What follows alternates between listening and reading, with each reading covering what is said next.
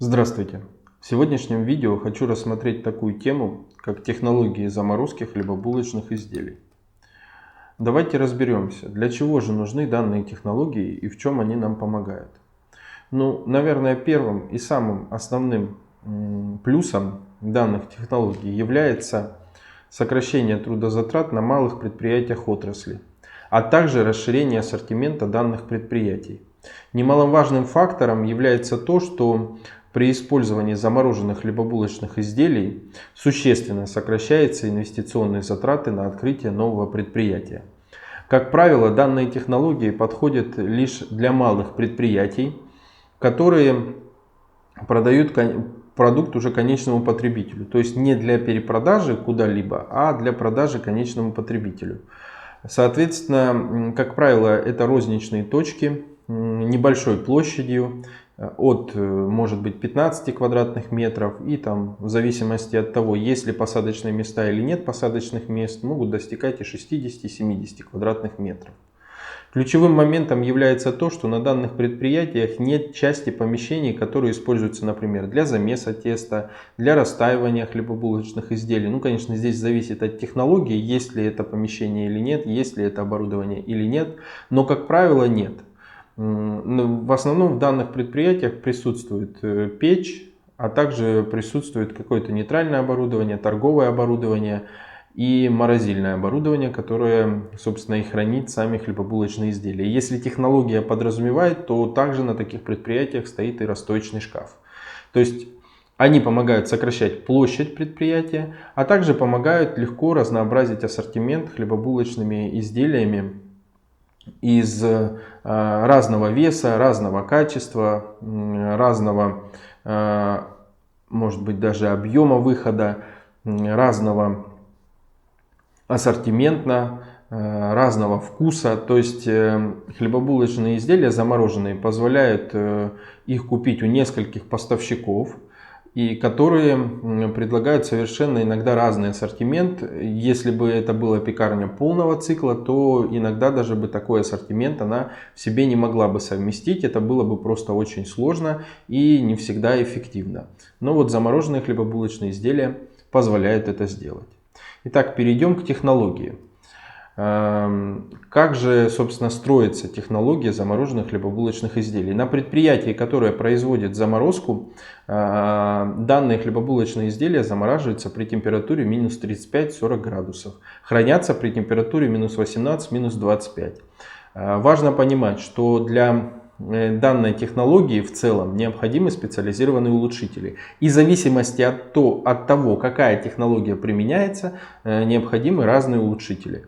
Как правило, производством замороженных хлебобулочных изделий занимаются достаточно большие предприятия отрасли, которые потом поставляют либо свою продукцию дистрибьюторам, где уже закупают более мелкие предприятия, либо напрямую маленьким предприятиям. Как правило, некоторые из этих поставщиков дают даже технологическое оборудование для того, чтобы допекать данные замороженные хлебобулочные изделия. Но оно не всегда соответствует тем объемам, которые необходимы тому или иному объекту.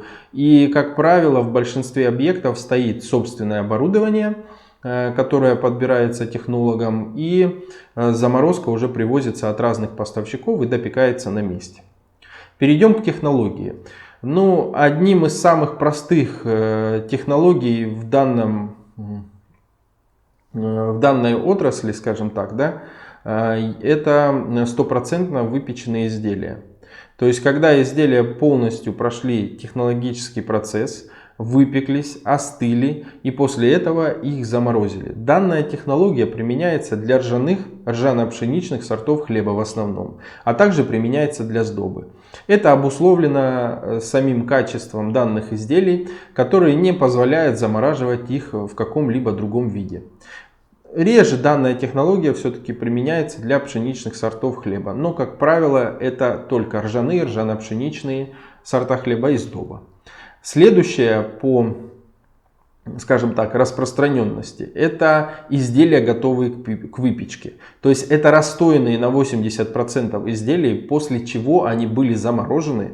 И уже на предприятии, которое будет непосредственно их допекать, производится оставшаяся часть расстойки и допекание данных изделий. В большей степени применяется данная технология для слоеных дрожжевых изделий. Также может применяться для небольших сортов хлеба, да, то есть небольших по объему сортов хлеба, например, там мини-багет на там, 100 грамм или 150, какие-либо булочки, а также для сдобы. Но здесь важно понимать, что сдоба не с максимально высоким содержанием сахара и жира, а, скажем так, с минимальный порог содержания сахара и жира. Например, пирожки с какой-либо начинкой. Также важно понимать, что после дефростации данных изделий, как я и сказал выше, нужна окончательная расстойка, а затем только следует выпечка.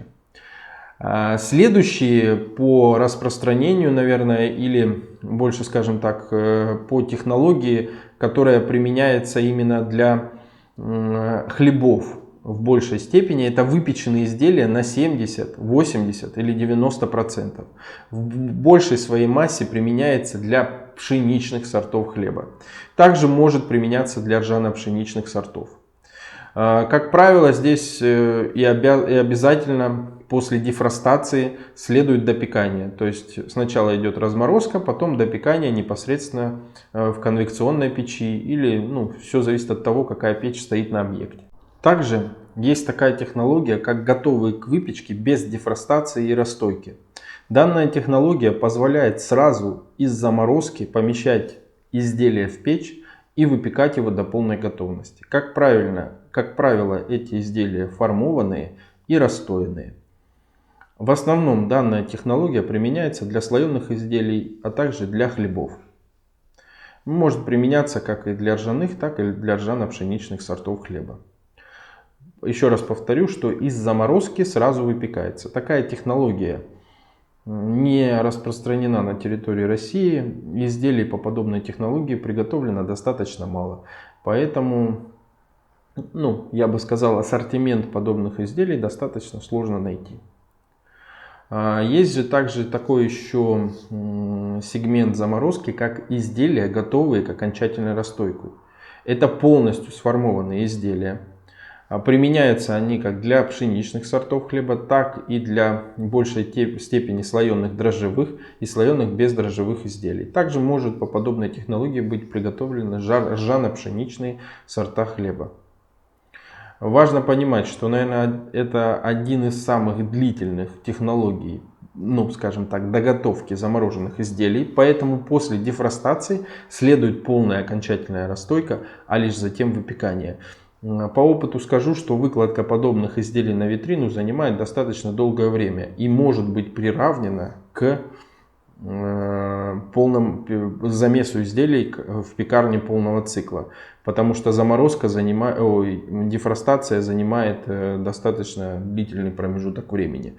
Для производителя подобных изделий есть плюсы, так как подобные изделия занимают существенно меньше места, так как они не расстойные и не выпечены еще. Соответственно, при транспортировке производитель подобных изделий экономит. И, как правило, линии по приготовлению подобных изделий дешевле, потому что там идет только замес и формовка и заморозка. В то время как для других технологий нужны еще расстоечные шкафы, а для некоторых еще даже и печи. Также есть такая, наверное, мало распространенная технология в определенных сегментах, скажем так, изделий. Это изделия или полуфабрикаты, готовые к формированию. То есть это, как правило, тесто слоеное дрожжевое, тесто слоеное бездрожжевое. Сдобное тесто, конечно, намного реже, но все-таки присутствует. А также может быть тесто для пиццы, то есть заморожено в неком полуфабрикате, где после чего оно размораживается и уже формуется непосредственно изделие, которое нам необходимо. Как правило, есть еще такой вариант, как тестовые заготовки для формирования изделий. По сути, это то же самое тесто, только нарезанное на определенные формы, чтобы их было более легче формировать. Как правило, после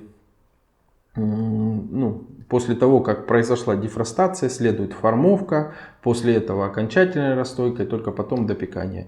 Это одна из самых длинных технологий для приготовления из замороженных полуфабрикатов или изделий. Занимает достаточно много времени. В некоторых сегментах, скажем так, рынка она распространена, потому что, например, слоеное тесто можно легко персонализировать, то есть вы можете в него положить любую начинку, которую только захотите, и тем самым расширить ассортимент. Но важно понимать, что занимает это достаточно длительное время, и плюс к тому же не всегда тесто, которое предлагает поставщик, может подходить под ваш сегмент рынка или под ваш формат пекарни, которую вы хотите открыть. Поэтому это всегда надо учитывать, и прежде чем что-либо покупать и планировать подобный формат, я бы рекомендовал вам все-таки ознакомиться с ассортиментом поставщиков, провести дегустации и лично попробовать, какие изделия они предлагают, какой ассортимент теста они предлагают, или готовых изделий, или допеченных изделий. Попробовать, убедиться в том, что вам это подходит, и только потом планировать открытие предприятия на заморозке. Изначально планировать открытие предприятия на заморозке, а только потом проводить дегустации неверно, потому что в некоторых моментах вы можете быть разочарованы, потому что рынок заморозки в России достаточно молодой. И, как правило, нет большого количества поставщиков региональных и даже федерального уровня, небольшое количество поставщиков. Плюс ассортимент у них не всегда удовлетворяет требования потребителя, который будет покупать непосредственно то или иное изделие. Поэтому стоит относиться к этому достаточно осторожно и все планировать заранее. На сегодня у меня все. Подписывайтесь на мой канал «Как открыть пекарню» в YouTube. Ставьте лайки, оставляйте вопросы в комментариях, я обязательно на них отвечу. А для тех, кто уже решил открыть собственное предприятие, пекарню полного цикла или пекарню на заморозке, или какое-либо хлебопекарное или кондитерское производство, переходите на сайт technologybp.ru, оставляйте заявку, мы обязательно проконсультируем вас. На сегодня у меня все. Спасибо за внимание. До новых встреч.